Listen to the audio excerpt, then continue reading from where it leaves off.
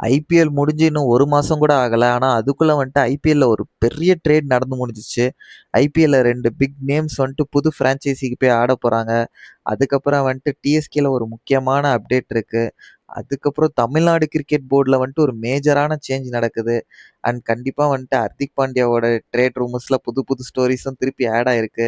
So அத எல்லாமே வந்துட்டு இந்த வீடியோல டிஸ்கஸ் பண்ணியிருக்கேன். ஸோ ஃபுல் வீடியோ பார்த்து என்னன்னு தெரிஞ்சுக்கோங்க guys. Hi guys, welcome back to கிரிக்ராண்ட். இப்போ நம்ம வீடியோக்குள்ள போலாம். ஃபர்ஸ்ட் டாபிக் வந்துட்டு it's official guys. Rishabh Pant and Kuldeep Yadav வந்துட்டு ட்ரேடை வந்துட்டு அஃபிஷியலாக ஐபிஎல்லேருந்தே அனௌன்ஸ் பண்ணிட்டாங்க. லைக் பிசிசிஐ அப்ரூவ் பண்ணிட்டாங்க.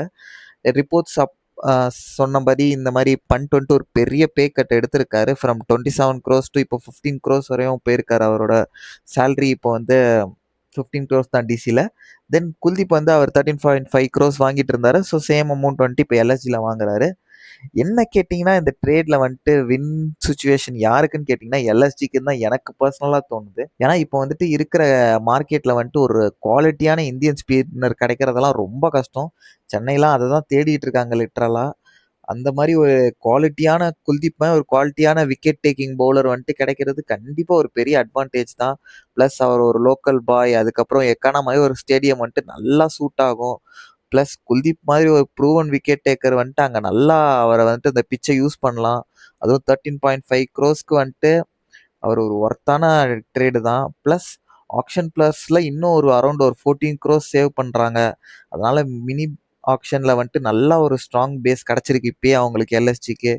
அப்படியே டிசி சைடில் பார்த்தீங்கன்னா ஆல்ரெடி அவங்களுக்கு நிறைய இந்தியன் பேட்டிங் கோர் இருக்குது. ப்ளஸ் இப்போ பந்த் வேறு ஆட் ஆயிருக்காரு. ஸோ இந்தியன் பேட்டிங் டெப்த் வந்து அவங்களுக்கு ரொம்ப பெருசாக இருக்குது.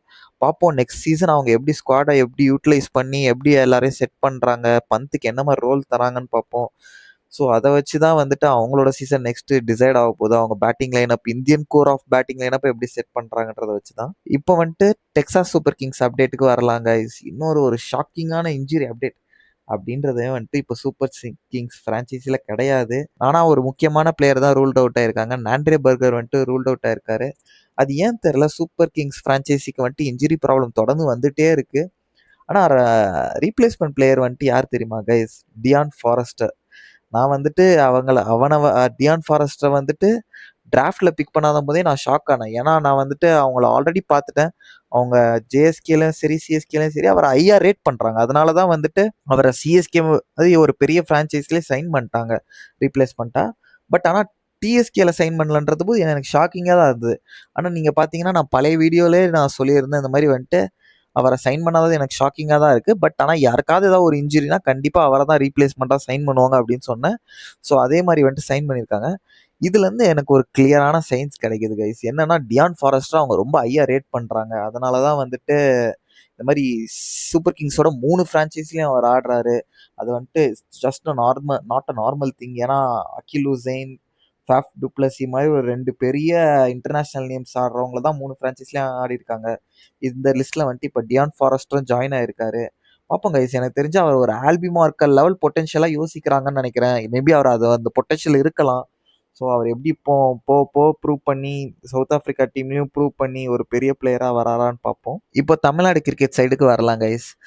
நிறைய ரிப்போர்ட்ஸ் வந்துட்டு என்ன சொல்கிறாங்கன்னா மகேஷ் தான் வந்துட்டு அடுத்த தமிழ்நாடோட ஹெட் கோச் ஆக போகிறான்னு சொல்கிறாங்க. பர்சனலாக எனக்கு இந்த ஐடியா வந்து பிடிச்சிருக்கு கைஸ். ஏன்னா இது ஒரு கொஞ்சம் இன்ட்ரெஸ்டிங்கான அப்பாயின்மெண்ட்டாக தான் எனக்கு தெரியுது. ஏன்னா அவர் வந்துட்டு தமிழ்நாடு கிரிக்கெட்டில் வந்துட்டு ஆல்ரெடி ஒரு பிளேயராக இருந்து நிறைய வின் பண்ணி, அதாவது அந்த ப்ரைம் டாமினேட் பண்ண தமிழ்நாடு கிரிக்கெட்டில் வந்துட்டு ஒரு கோர் பிளேயராக இருந்தார். ஸோ அவரால் அவருக்கு வந்துட்டு நல்லாவே தமிழ்நாடு கிரிக்கெட் ஸ்ட்ரக்சர் நல்லாவே தெரியும், நல்லா புரியும், லோக்கல் கண்டிஷன்ஸ் நல்லா தெரியும், அவருக்கு பிளேயர்ஸ் தெரியும், டொமஸ்டிக் சிஸ்டமும் தெரியும். ஏன் சொல்கிறேன்னா அவர் வந்துட்டு இப்போது தமிழ்நாடோட அண்டர் 19 கோச் பண்ணிட்டு இப்போ வந்துட்டு ஹெட் கோச்சாக வந்திருக்காரு. ஸோ ரீசெண்ட் இயர்ஸில் தமிழ்நாடோட டாமினன்ஸ் கொஞ்சம் குறைஞ்சிச்சுல, ரொம்பவே குறைஞ்சிருச்சு தான் ஆக்சுவலாக. ஆனால் கரெக்டாக பிளான் பண்ணி மறுபடியும் பவர் ஹவுஸாக வர்றதுக்கு கேப்பபிலிட்டி தமிழ்நாடுக்கு இருக்குது. ஏன்னா தமிழ்நாட்டில் அவ்வளோ குவாலிட்டியான பிளேயர்ஸ் நிறையா இருக்காங்க. பார்ப்போம் மகேஷ் வந்துட்டு எப்படி அவங்களெல்லாம் யூட்டிலைஸ் பண்ணி நல்லா ஒரு கம்பேக் பண்ணுறாரா, டிஎன் கிரிக்கெட்டை திரும்பி டாமினேட் பண்ண வைக்கிறாரா டொமஸ்டிக் சர்க்கிளில் அப்படின்னு பார்ப்போம். ஓகே மக்களே, இப்போ நம்ம டெய்லி நியூஸ் செக்மெண்ட்டுக்கு வருவோம். ஹர்திக் பாண்டியா ட்ரேட் ரூமர்ஸ் தான். ஆனஸ்ட்லி ஸ்பீக்கிங் இந்த டாப்பிக்கை பேசாமல் இப்போலாம் வீடியோவே கம்ப்ளீட் ஆகிறது இல்லை. ஆனால் இம்பார்ட்டன்ட் அப்டேட் என்னென்னா, அஸ் ஆஃப் நவ் சிஎஸ்கே சைட்லேருந்து எந்த என்கொயரியும் இல்லைன்னு கிரிக் பஸ் வந்துட்டு ஆல்ரெடி ரிப்போர்ட் பண்ணிட்டாங்க. ஸோ இதுதான் வந்துட்டு நம்ம சிஎஸ்கே ஹர்திக் பாண்டியா ட்ரேட் ரூமரை பற்றி பேச போகிறது கிடையாது. ஏன்னா சிஎஸ்கே மேனேஜ்மெண்ட் வந்துட்டு எம்எல்சி முடிஞ்சதுக்கப்புறம் ஒரு ரிவ்யூ மீட்டிங் மாதிரி கண்டக்ட் பண்ண போகிறாங்க. அங்கே தான் எனக்கு தெரிஞ்சு மேஜரான டெசிஷன்ஸ் எடுப்பாங்க. யாரை டார்கெட் பண்ணலாம், என்ன மாதிரி ஒரு பிளேயர்ஸ் ஆஃபர் பண்ணலாம், ட்ரேட் மார்க்கெட்டில் யாரெல்லாம் என்னென்ன பிளேயர்ஸ் அவைலபிளாக இருக்காங்க அப்படின்னு எல்லாம் இப்போ டிஸ்கஸ் பண்ணி அதுக்கப்புறம் தான் வந்துட்டு சிஎஸ்கே டெசிஷன் எடுப்பாங்க. அதனால் இப்போதைக்கு சிஎஸ்கே வந்துட்டு வெயிட் அண்ட் வாட்ச் மோடில் தான் இருக்காங்கன்னு எனக்கு தோணுது கைஸ். ஆனால் இப்போ வந்துட்டு ட்விஸ்ட் என்னென்னா, இந்த ட்ரேடில் கேகேஆர் வந்துட்டு ஸ்ட்ராங் கண்டக்டர்ஸாக வந்திருக்காங்க.